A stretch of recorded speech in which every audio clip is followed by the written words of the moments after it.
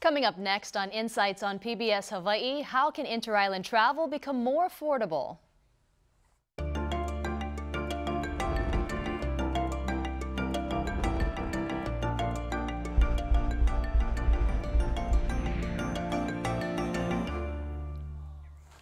Aloha and welcome to Insights on PBS Hawaii. I'm Mahealani Richardson, one of the hosts of Insights. For many Hawaii residents, inter-island travel is a part of life, whether it's for business, leisure, or sports. Many local travelers and business owners find that they have few options when it comes to moving people and cargo between the islands. Now that another airline has closed up shop in Hawaii, what's the likelihood of seeing more competitive airfares in the future? Can shipping companies meet the demand of businesses that need to get perishables across the ocean? How can inter-island travel become more affordable? We invite you to join our conversation by calling, emailing, or tweeting your questions and comments. Now to our panel. Heidi Arrington has been a lecturer in Kapiolani Community College's Hospitality and Tourism Department since 2010, and she wrote the textbook for an airline reservations and pricing course. Heidi has been in the airline industry or travel industry for more than 25 years. Wes Nakama is the Assistant Director of Information for the Hawaii High School Athletic Association. Student athletes who need to compete on different islands have been feeling the pinch of those rising airfares. Daryl Grace is the general manager for Mokulele Airlines. Mokulele offers 120 inter-island flights a day and has expansion plans that include adding flights out of Kalaeloa Airport on Oahu this summer. And Randy Gruen is the Deputy Director for the State Department of Transportation's Harbors Division. The state operates 10 commercial harbors that are used to move people and goods between the islands. We invited Hawaiian Airlines, Island Air, and the Hawaii Tourism Authority and others in the industry to participate on this panel, but they were unavailable. But welcome to our guests here, and thank you for joining us tonight. Yeah. Let me start off with you, Daryl. I know that you get asked this question all the time, whether you're at a boardroom or at a baby luau. Why are flights so expensive? Well, I think a lot of it we have to look at what are the costs associated with running an airline. I know that a lot of times the airlines get blamed with charging high fares, but there's a lot that you got to look at. There's fuel costs, there's labor costs, there's a lot, insurance. So there's a lot that goes on that the consumer doesn't necessarily see, and all they really see is the end price that they pay. So I don't think necessarily it's really fair to put it on the airlines on the high pricing. I think we got to look at the overall picture of everyone else and what they're charging for the airlines to operate. You know, people who've been in Hawaii for a long time will get nostalgic and they'll go, you know, I remember the days when we had coupons and we could just fly to Maui or fly to the Big Island with my coupon. And if you missed your flight, you know, just catch the flight 20 minutes later. Heidi, are we ever going to go back to that time? Yeah, you know, unfortunately, Mahealani, I really do see that as just a cherished memory of the past. So much has changed, and really that particular situation, I think the biggest change has been since 9/11. When there's just not a lot of flexibility. You have to have a confirmed reservation, you have to be manifested. There's no such thing as, you know, standby as far as, oh, I missed my flight yesterday, let me go tomorrow. And then, you know, just all the airlines really streamlining their policies and procedures when it comes to making changes. Also setting those prices at the beginning with all the cancellations and penalties. They're getting much, much, much more restricted. And in your classes, you're actually able to see the airline prices on a computer, right? Yes, we do. At Kapiolani Community College, we have the travel port system, which is the old DOS Apollo, but it's the live system, so we actually get to see inventory of the airlines as well as the posted tariffs for, you know, any airline, any route in the world. Wes, why don't you talk about the leagues, especially the ones on the neighbor islands? I mean, they don't know if they're going to be winning a championship or not, and so they have to pay for travel, right, if they win. Yeah, we hold 31 different state championship events throughout the year. Most of them are on Oahu, but some of them we do hold on the neighbor islands, and we have some sports we rotate every 3 or 4 years.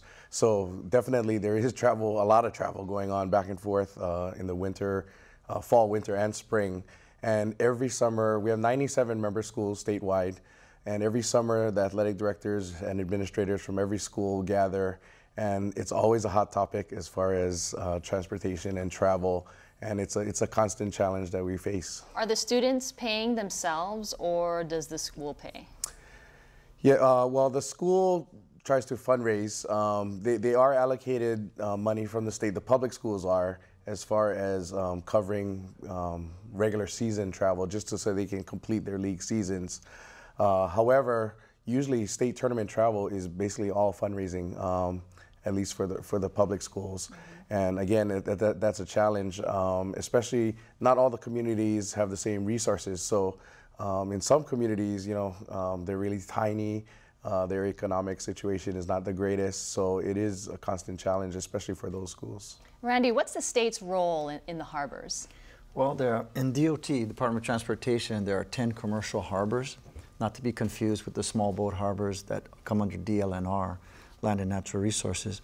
So in those 10 harbors, all the cargo, all of the goods and materials move throughout the state, and it's relative to the population base. Oahu has the two busiest harbors, as you would suspect. Honolulu and Barbers Point, Kalaeloa are the busiest harbors in the state. 80% of the goods and services come through those harbors into the state of Hawaii in Honolulu and Kalaeloa, Barbers Point. And it's a hub and spoke system. So everything comes to Honolulu, or primarily everything comes to Honolulu and then goes to the neighbor islands. 98.6% of all the imported goods come in by marine-borne transportation. We import something like 80% of all goods. So the vast majority of all imports come in through the harbor system. So it has a major impact and influence upon our lives and our communities in the state of Hawaii. So most things are being funneled through Honolulu. Is that why the neighbor islands, if you're paying for goods, I mean, you look at the price of milk or something that you can buy at the store, it's much more expensive than it is on Oahu, especially for islands like Molokai, Lanai. It's unbelievable. Yep, Mahealani, there's no question about it. It's a second leg of a journey for most goods. They come into Honolulu, then they're transshipped, or they stop here. There may be loads are taken off of some vessels, empties are put back on, or whatever it is, and then it goes to the neighbor islands. Young Brothers is the inter-island barge carrier. And so a lot of loads come off of Matson and Horizon lines, the primary domestic carriers, or it could be a foreign carrier coming to Hawaii. They'll take goods and materials off of those ships, and then they are transported to the inter-island barge carrier to get to the neighbor island ports. Now, Heidi, you have information on the price of tickets. Yes. And you believe that the actual base price hasn't really changed since the 70s, 80s? Yeah, if you look at the actual base price of our tickets, even today, with even taking inflation into consideration, we're really not paying a tremendous amount more today than we were back in those times. But what's changed significantly is all the extra fees, including, those fees for airport security, facilities, and as well as now we're tacking on fuel surcharges to offset the at times astronomical price of fuel. The airlines can't absorb all of that. So that's kind of why ticket prices seem to consistently be on the rise, and it's just really it's just offsetting the cost of the fuel for the most part. Daryl, what do you think about that? I think what Heidi's saying is true. A lot of the costs now today is a lot of post 911 charges. Yeah. You got TSA, fuel surcharges. And a lot of it too, you look at in Hawaii, there's really not a lot of competition. So supply and demand, basic economics. You look at equipment that people are using inter-island. I think part of how do we get to the point of affordable travel is changing the culture of what people in Hawaii travel on. Does staffing shortages have anything to do with it? Pilot shortages? In particular for us, it hasn't been. We have not seen any pilot shortages whatsoever that some of the other airlines on the mainland are seeing. So I don't think pilot shortages contribute to any of the airfare charges, but I think a lot of it comes back to just, once again, the culture of what people are used to traveling on. You know, because the cost of operating a jet is a lot more than operating a single-engine airplane. Mm-hmm. So, you know, people are sticker shocked, I guess you could say, when they see certain prices, but they got to understand that, you know, it's only a 30-minute leg between Kona and Honolulu. So what they're paying for is truly what the airlines need to charge to keep in business and be sustainable. Because if they're not sustainable and air travel goes away, there is no other method of travel. Wes, how much does it cost, let's say, to move a typical team? And was there ever a point where a team just couldn't make it to a championship because of the cost? Well, like I said, we have like 31 different events, 19 different sports. So the sizes of the teams vary depending on the sport. A sport like football can have 80, 90, 100 players on a team, plus the coaches and managers and Parents trainers. And everyone else coming on board. Or, you know, you might have a golf team with 4 or 5 kids. Mm-hmm. So it depends, but yeah, the larger the team, I mean, it could run into the $5,000, $10,000, $15,000 easily. And like you said, that's not even counting supporters, you know, who want to go and watch their family member play as well.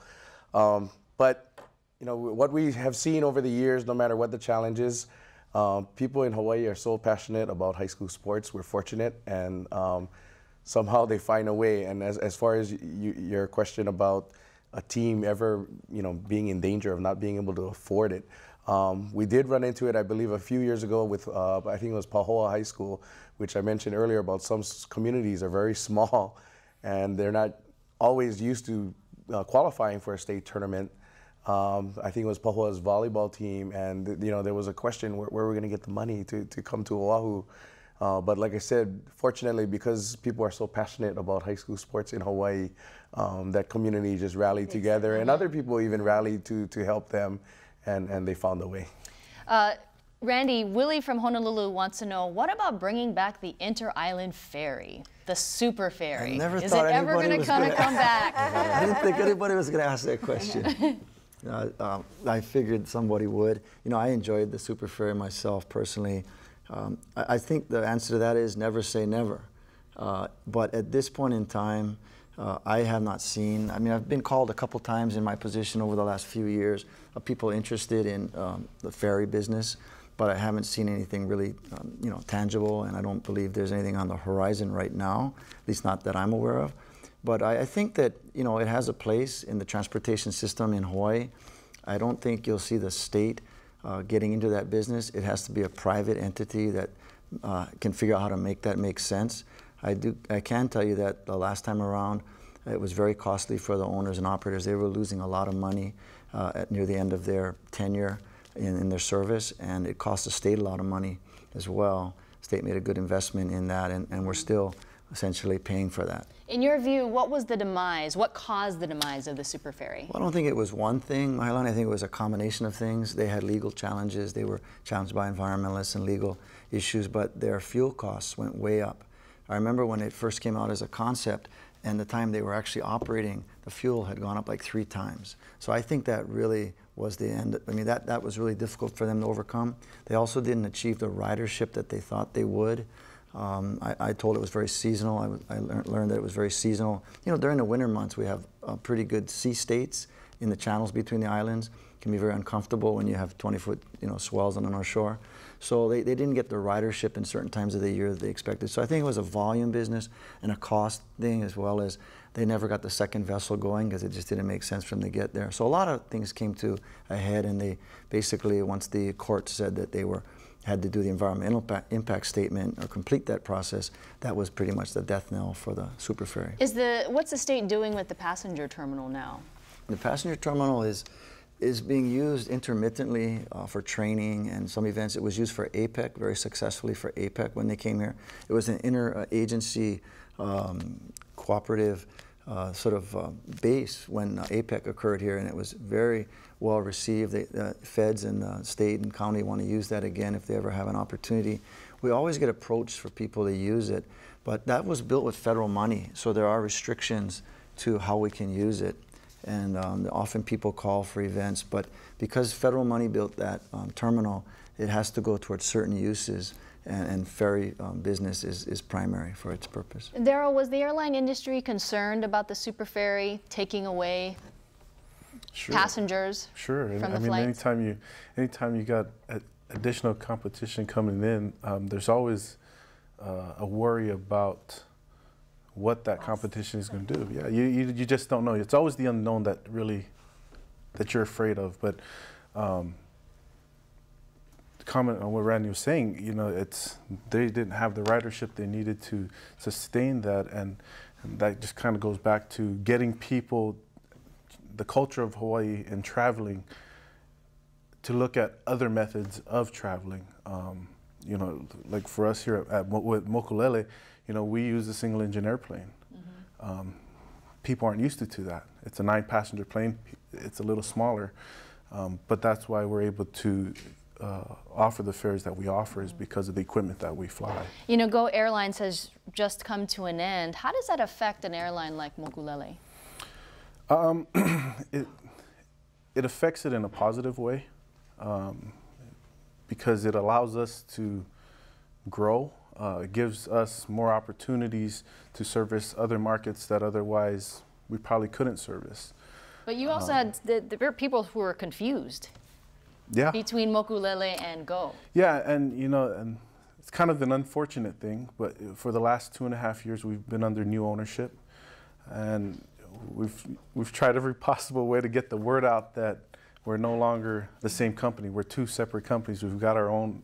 Mokulele is a standalone company, and that's just been a hard word to get out. Why it's been hard to get it out there, I don't know. We've tried every possible method of getting it out there, but you know, it was just ingrained in people's minds during that period. So now we're just working harder to, you know, get Mokulele back out there and let people know, hey, we're still here, we're still around, and we plan to be here for a while.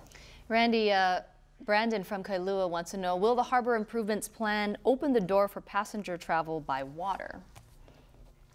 Well, if you're talking more about ferries again, you know, I'd like to go back to that, because I think it's a matter of scale. There's a very successful ferry that runs between Maui and Kaunakakai, and many people use that, but it's a much smaller vessel, much smaller scale in terms of quantity of passengers, and you know, that's a regular lifeline between those islands and the communities there.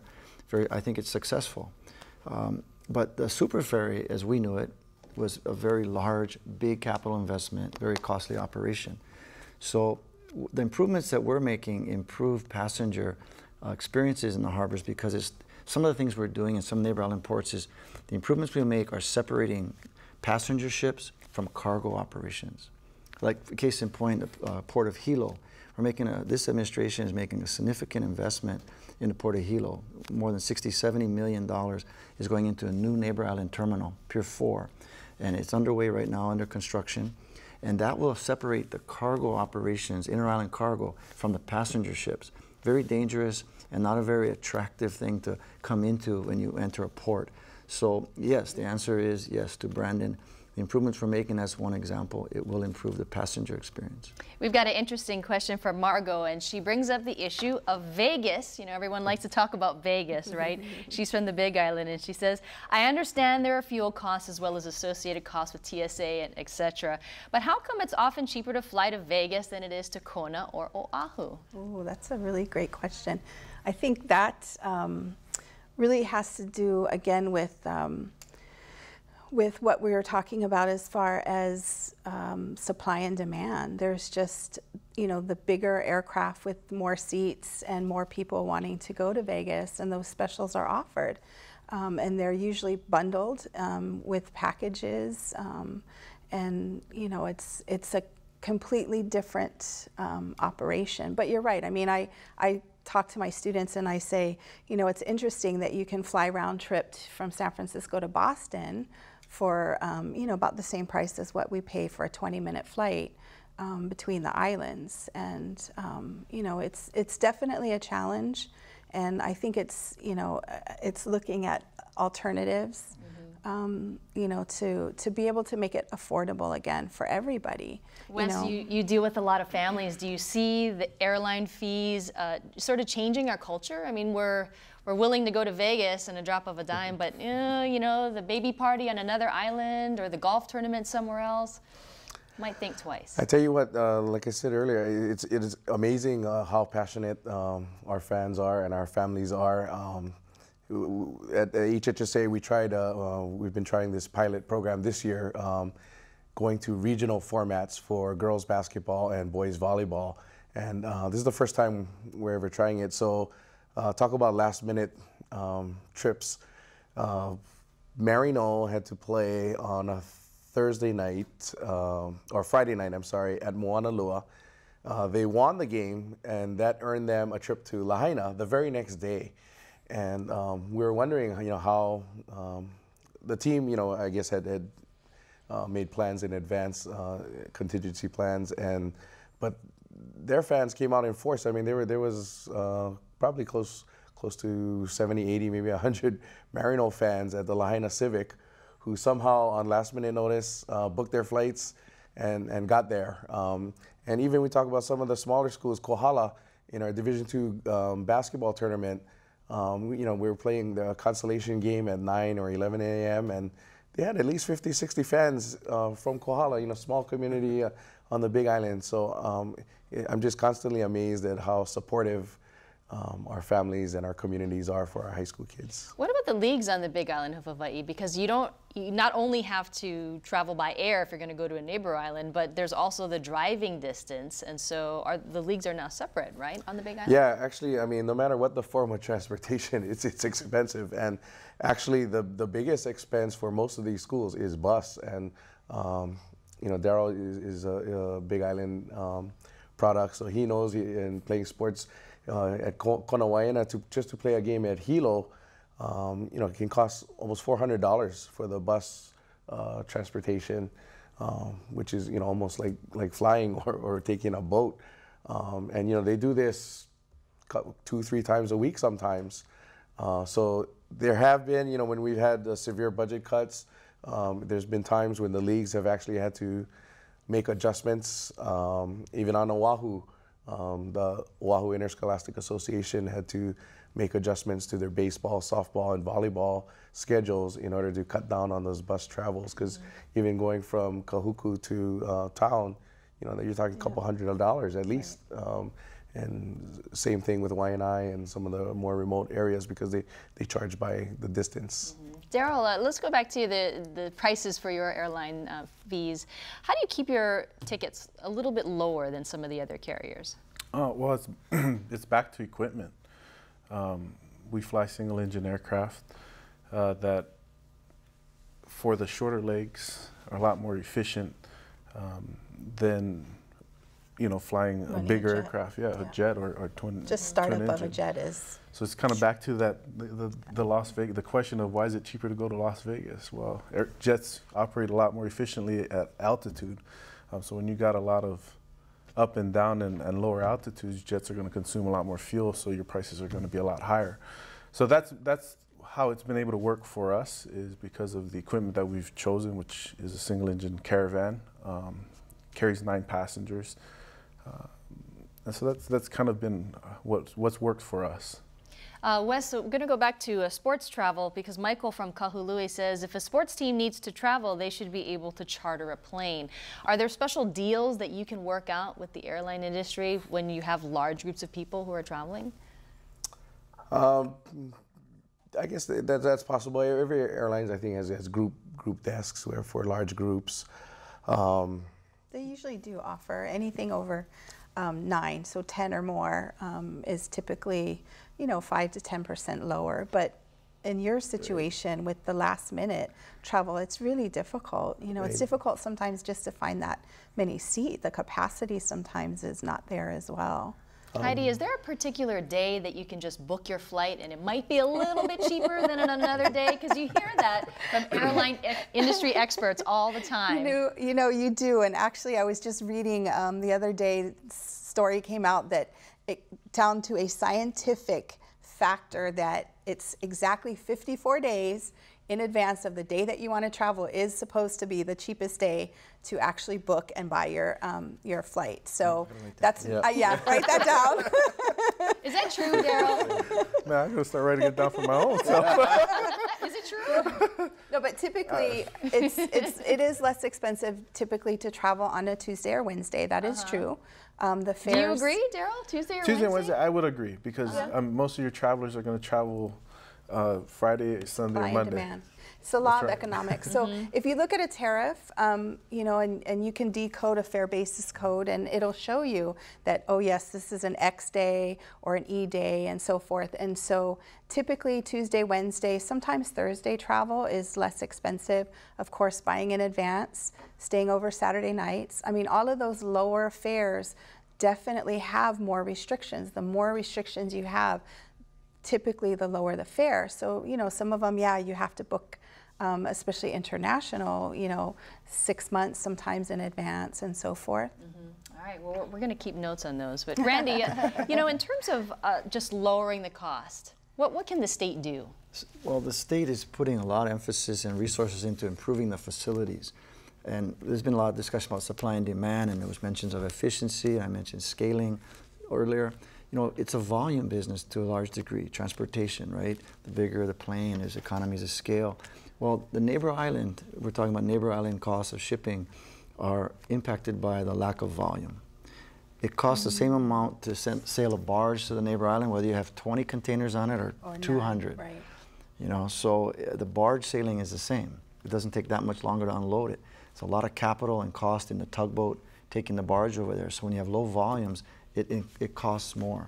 So what the state can do, since we don't control the carriers and we're not the shippers and the carriers in the business, we're creating better facilities, more efficient facilities, so that the cargo can move through the facilities better. In Kauai High, we just finished a $7.1 million yard improvement. That's a growing harbor. In all of the state harbors, neighbor islands, we're expanding, we're buying land to expand, and putting improvements in so that the ports will operate more efficiently. That lowers the cost of moving that cargo through that terminal or that port, and that should result in less cost escalation in the future. Costs are still going to go up. Labor costs, insurance, as Daryl was mentioning earlier, cost of fuel. But if you can make your terminals and your ports move more, facilities operate more efficiently, you will contain some of that cost escalation. So the state's making investments in its facilities. Daryl, does Mokulele get involved in inter-island commerce at all in terms of moving goods? Not currently.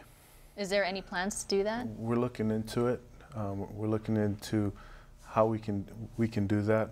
Something that's unique with Mokulele is that we operate, because of the size of the aircraft and type of aircraft we operate outside of the TSA. So we're not required to go through TSA. So all of our stations, except with the exception of Honolulu, because of where we operate out of, there is no TSA. So we're looking at ways to be able to help the smaller communities, Molokai, Hana, you know, these Lanai, these more isolated communities to get, they want to go to Costco, go buy goods, and especially somebody in Hana, you know, that's a 4-hour drive up and another 4-hour drive home.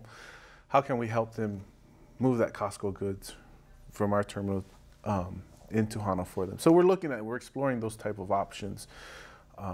So, you know, hopefully soon we can get that going for them. You know, everyone's looking at Hawaiian Airlines right now, wondering what's going to happen. I mean, Go Airlines is now out of business, and everybody's looking at their airline ticket prices. And we've actually seen that they've gone down a little bit. What do you think will happen maybe in the longer term, if you can comment about Hawaiian Airlines? What do you think? What, you know, my thoughts of commenting on Hawaiian Airlines, I kind of want to stay away from that, but, you know, like I said in the beginning, a lot of it, the prices, and I've explained this to family members at baby luau's, the prices that you're paying is what the airlines need to sustain their business model. So, you know, like I said, the equipment they operate, it's especially maintenance costs. That's a big cost, especially when you're flying a jet only 30 minutes. So I think the cost that they're charging is justified. It's just, like, once again, people aren't used to seeing that. Well, tonight we're asking, how can inter-island travel become more affordable? We invite you to join our conversation by calling, emailing, or tweeting your questions and comments. You can call 973-1000 on Oahu and 1-800-283-4847 from the neighbor islands. And Heidi, this question is for you. John from Princeville says, why did fares jump drastically when Aloha went out of business? Oh, that's a really, really interesting question. And, you know, the whole situation with Aloha, it's just so near and dear to my heart. I have really good friends that, you know, 37-year careers as flight attendant. Miss Nai, I was talking to Daryl about her earlier, and she teaches with me now at KCC, and she's so passionate. Still miss Aloha. And you know, the day that Aloha ceased operations, I knew my time with United was limited, and I got furloughed during that same time period from United. And it really is because Aloha Airlines was doing all that they could for the community as far as, you know, trying to keep the prices low, but they were drowning in the cost of fuel. I mean, at that moment, the price of fuel, I think, went up to like $178 a barrel, and they just put their hands up and said, okay, sorry, we're crying uncle and we're done. We can't do this anymore. And, you know, that's the really greatest unfortunate situation is, you know, the price of fuel literally knocking businesses out of business. ATA went out shortly thereafter, Ansett, an Australian carrier, and it was directly related to the cost of fuel. And, you know, the only thing, I mean, you know, the big D word, deregulation, comes to mind when we kind of think about these things. And, you know, there's a lot of people that don't agree with deregulation, and then others, you know, that those people want to see more regulation of the airlines. And to me, it's not really the regulation of the airlines, but the government somehow stepping in and helping, whether it be, you know, through hedge funding with, you know, setting the price of Jet A fuel to a certain amount. I know oil it's a global market. It's not, you know, a U.S. market. Mm-hmm. The interesting recent news is that 80% of our oil is now coming from within the United States. It's not even offshore. And so that's really what we need to do is somehow get a handle on that. And well, we saw what happened to Aloha. Do you think the same could happen to another small airline like Mokulele? Oh, I mean, yeah. You know, if the price of fuel shot up again that high, it's crippling. It's really crippling to businesses. Daryl, does something like that keep you up at night? Sure. I mean, you're always watching your costs in the airline industry. I mean, the margins are so thin that you're constantly looking at ways to be more efficient. You know, and that's why, you know, I keep going back to it. You know, the equipment that we've chosen to use is our future business model. I mean, that's our model. You know, something that's efficient, going to get you there in a safe and timely manner. And that's why we've chosen the Caravan. Wes, what do you think can be done to make travel more affordable? Well, I'm not sure about from the business side of it, but from the legislative side and the community side, you know, we've seen support. We just recently had a fundraiser a couple months ago on behalf of the Downtown Athletic Club Hawaii. Strictly for Molokai and Lanai, because you want to talk about travel costs. They are both schools that are the only school on their respective island. They have no choice. If they want to play somebody else, you know, that somebody has to come to Lanai, or they have to go to Maui. So they are constantly traveling, and they use all forms of transportation, mostly ferry, like Randy mentioned, the Kaunakakai to Maui ferry. Both Molokai and Lanai are part of the Maui Interscholastic League. So they play a schedule just like Baldwin and Maui High and Lahaina Luna. They play the same amount of games as those other schools, but they have to travel every time they play a road away game. And is it simply just having a fundraiser to get them well, to the part of that islands? fundraiser, you know, they raised over $100,000, which was fantastic. but you know, it barely covers the athletic director at Molokai, Hoku Haliniak. She was already facing a $32,000 deficit just for travel for the remainder of the year from January on, just to get through the year. And Lanai, you know, was covered just for their regular season, but if any of their teams or athletes qualified for a state tournament, then they're at zero. So, you know, this was a great fundraiser to get them through the year and hopefully next, but also just to raise awareness at the legislative level and at the community level that, you know, these schools especially need support because their athletes deserve the same kind of opportunities that the athletes have on Oahu and Maui and the Big Island, Kauai, you know, just to compete. And what they have to go through, you know, just to get through their schedule is amazing and a testament to those kids. I'd imagine that the kids in Hana have the same issue. You know, kids on Kauai, there's only, what, 3 high schools there?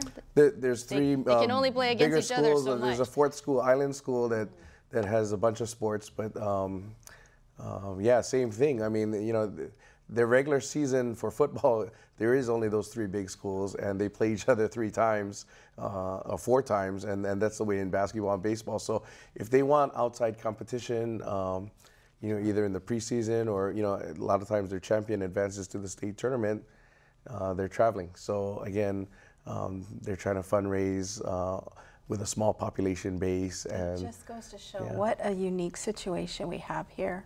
You know, we're just really spread out, and there is no other way, you know, to move about except, you know, with airfares, and it's just listening, you know, to all of the challenges that our kids are facing.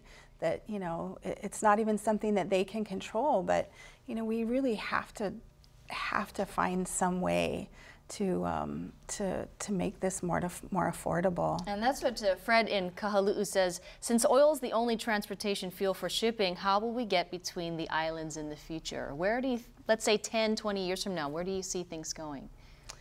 Boy, for myself, I used the boat when the boat was operating from Barbers Point to Aloha Tower, living in Nanakuli and working in town. I absolutely loved that. It was just the most wonderful thing.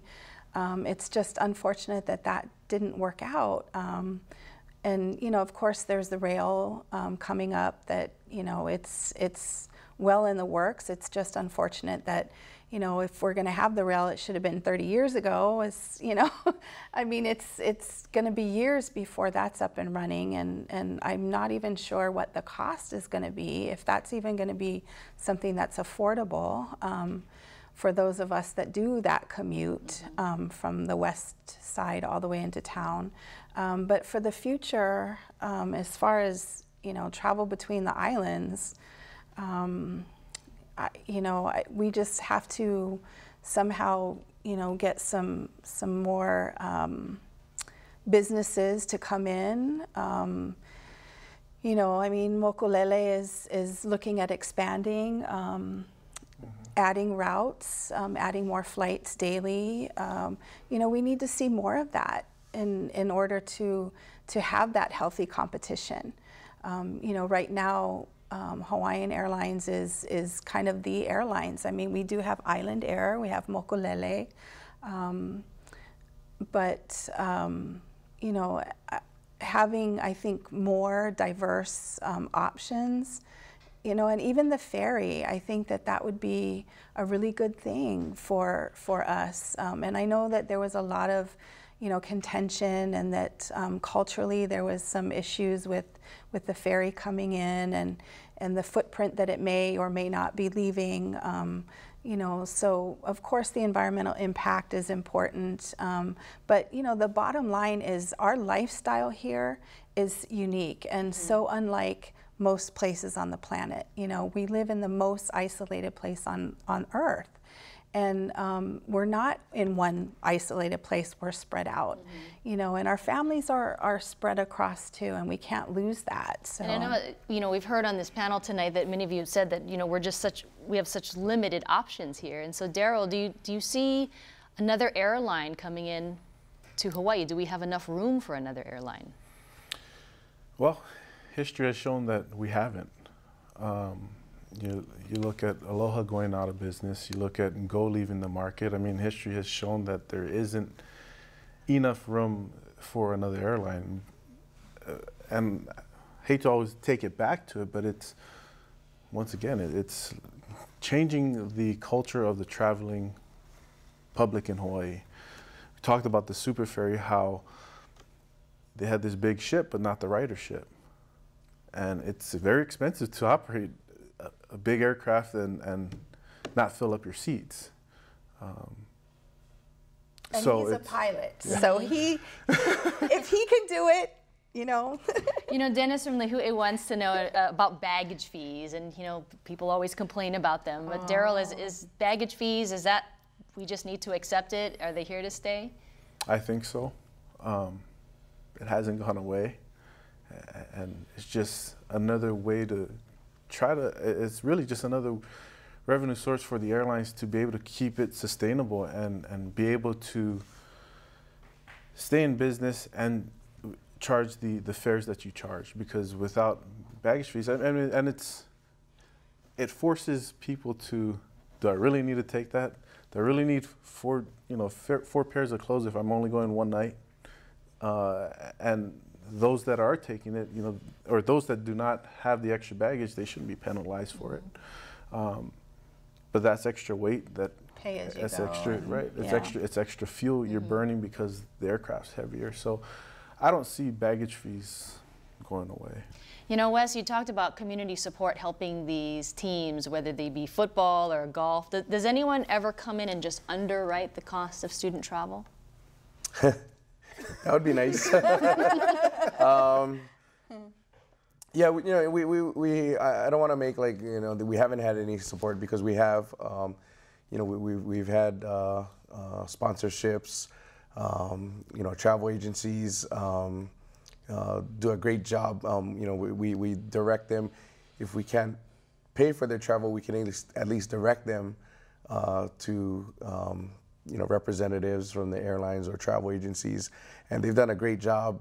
You know, trying to give you know, discounted rates or group rates, and not just with the air travel, but even, you know, hotel and ground transportation. So I don't want to make it sound like there's no support from the industry. There has been a lot of support, but you know, like Daryl keeps mentioning, they can't give it away for free, because there is cost involved. I mean, you move 100 people, that costs a lot of money for the airline. So you know, I think it's a collaborative effort, you know, from the community, which includes the businesses in and out of the industry to help.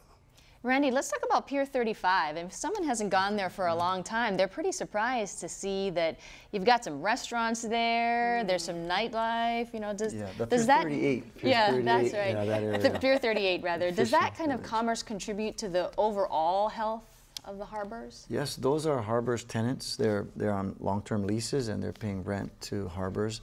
So that helps us with our revenue stream, that enables us to go, you know, be financially stable enough to go get more bonding capacity to invest in, you know, get bonds and invest in the harbor facilities, because harbors is a special fund.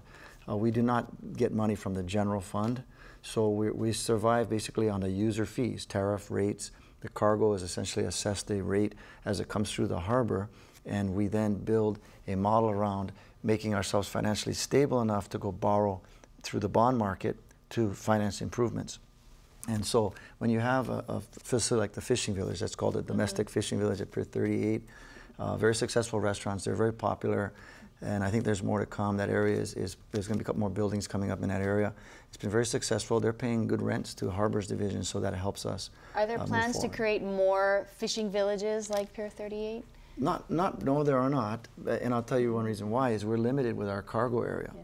Cargo is our primary mission, and cargo, we have to keep our lands, our harbor lands available for cargo movements because it's limited resource. So basically, you're not going to see a lot of those things happening in the future. I mean, you might see those popping up in other areas around harbors, but I don't think you'll see prime harbor land allocated to that kind of use because it's such a demand. I'd like to harken back to some of the earlier comments about fuel and, you know, the dependency on oil as a fuel, especially in the marine cargo industry. But I see that changing right now. There's a lot of talk about LNG, and they're powering some vessels on the West Coast with that, and that's a much cheaper fuel. So that could be the wave of the future. I know that locally there's also a pilot project on hydrogen fuel cells for refrigerated containers. So instead of burning diesel or gasoline to keep their refrigeration unit going on a refrigerated container unit, they're using hydrogen. So I think we will see changes in the future, but those things take time, you know, probably decades to see the big change. Daryl, Adam from Lanikai rather thinks that if Mokulele Airlines flew to Princeville, Hana, and Lahaina, they could charge a bit more so that you don't have to take a rental car. Any plans on expanding to those sorts of areas? Well, we currently serve Hana through Kahului. So we have daily two flights daily in and out of Hana. Princeville, it's a little bit of a challenge for what the aircraft we fly. Because you know we're under FAA restrictions with the type of aircraft we operate, single engine aircraft. We've got to be able to maintain glide distance to shoreline at all times. So we'd have to climb up to like 16,000 feet to get there, and just won't work for Princeville. But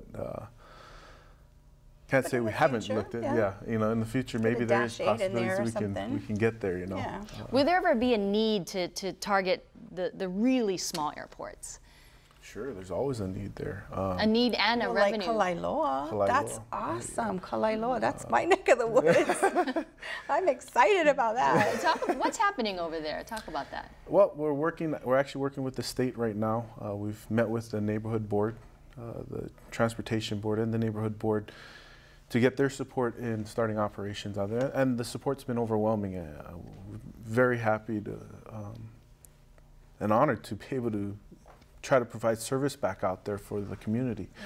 So right now we're working with the airports division, DOT, to get space out there so we can begin the operation. So the ball's rolling. It's just a matter of time we get the space in order and yeah, they've been working on you know, implementing that whole thing from the base operation that it was to back to the public. So they've been doing some renovations, and there's a lot of flights in and out of there now. I mean, they're still running the military Coast Guard, but there's a lot of Cessnas that are flying in and out. School. Yeah. Randy, Pat from Kula says, you know, since oil is the determining factor here, and you often talk about efficiency, are there any technologies in our harbors to make things more efficient? We hear about solar panels and diesel. Any thoughts about that? Well, all the cargo handling equipment is getting more efficient and better and faster all the time. You know, in the old days, you know, it was a big deal. Everything was handled by hand, and then you had 2-ton forklifts, and a 5-ton forklift was a big deal maybe in the 50s. Now you've got big machines, and the containers are getting bigger. So cranes, the vessel gear, everything has to become more and more efficient. Operators of businesses understand that they have to maintain efficiency and keep innovating, or they'll go out of business. So there's always innovation in business, whether it be through different kinds of fuel, different kinds of equipment, different kinds of financing methods, better insurance programs. Right. I mean, you're always looking for an edge because you've got to keep your head above water when you run a business. Wes, how tough is it for those school administrators or coaches to, let's say, make their teams traveling more efficient? Like, well, I don't think this person needs to go, or this person doesn't make the cut for going. Yeah, unfortunately, that was one of the issues. We mentioned Molokai and Lanai before, and you know, we talk about the kind of deficits, you know, their athletic directors have faced. And unfortunately, you know, that was one of the things they had to resort to was determining travel squads. You know, college teams do that a lot for road trips. They don't take the whole squad. They take, you know, maybe 2/3 of the squad. But that's really rough, you know, on a high school kid who practices every day with the teammates, and you know, it comes to the weekend and it's time to play a game, and they're left behind. So those are heart-wrenching decisions for the athletic directors to make. But unfortunately, you know, for schools like Molokai and Lanai, it has come down to that, and we hate to see that happen, you know, to other schools as well. Especially for an event like a state tournament, state championship. You know, that's what you work all season for, and you get to that point, you want even the last kid on the bench. You know, like I said, they practice just as hard as everybody else. you want them to enjoy that experience too. You know, earlier you talked about football. Obviously, you have dozens of players, you get dozens of people involved in a football team, and obviously that's more expensive, but that's actually more high visibility, whereas if you have a small team, like a golf team, it might not be as well known. So is it actually more difficult, perhaps, for some of the smaller teams to travel because of that? And especially, you know, because football, because it's so big and high profile, it also brings in the most revenue too. So there is big costs involved, but they do, you know, that is the biggest revenue sport. So some of the other sports that are not high profile and they don't charge admission for their games, you know, they might be, it might be harder for them to raise the money. So, you know, there's challenges for all the squads, you know, big and small. I mean, you've been hearing from your coaches and athletic teams that, you know, the cost is so high. Have you ever had to make difficult decisions like, you know what, we're going to have to change the schedule because of all of this? Yes, that's happened here on Oahu with the OIA, and even on the Big Island. I think when Darryl was in high school, you guys would regularly play the teams from the Hilo side, right? But a few years ago, because of the bus costs were just astronomical and getting to be a big burden, paired with the budget cuts from the state's allocations, they divided the island into east and west. And so in the regular season, the Hilo side schools play each other, and then the Kona side schools play each other. And then when it came time for the playoffs, then they would meet each other. But that is some of the adjustments these leagues have had to make. Has a sport been eliminated altogether because of the costs? No, but unfortunately we came very close.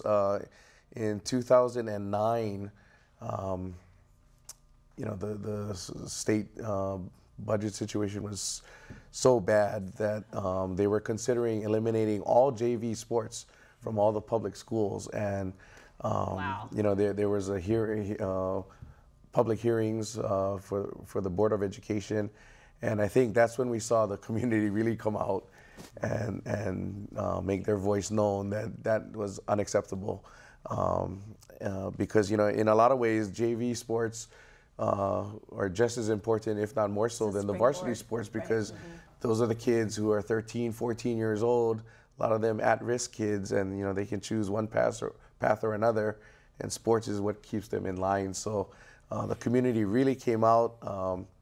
You know, there was a big public campaign called Save Our Sports, which, by the way, is still ongoing. And, you know, thanks to the former HHSA director, executive director Keith Amemiya, you know, spearheading that campaign. They raised $1.6 million over the next 8 months, and that got eventually distributed to the schools to make up for some of these drastic cuts. But I think, again, it was the community making their voice known that, you know, sports, even JV sports, are very important to our community. Randy, Wesley from Kahala talks about the harbors and if the possibility of them being privately run. Is that a far-off question? I think that's way far out there. These are public facilities, and, you know, public investments been made in them. We are a unique situation. In many areas of the country, the ports are more autonomous, and there are port authorities. But generally speaking, they're public lands that have been put into an authority. You're talking about some significant assets and resources that even would not become private, but there could be more privatization.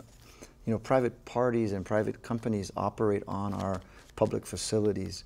We're a public facility in terms of building a harbor, but private companies operate, just like in the airports. It's a public airport facility, but, you know, Mokulele is a private company. I can't see in Hawaii that being controlled by a private sector, because I think it's too much of a valuable resource to the community and to the state. We're so dependent upon the harbors. It has to stay within government control. You know, Darryl, earlier we talked about the future a little bit. Where do you see the airline industry, let's say 10, 20, 30 years from now? Well, I think we're going to see a lot of changes, a lot more.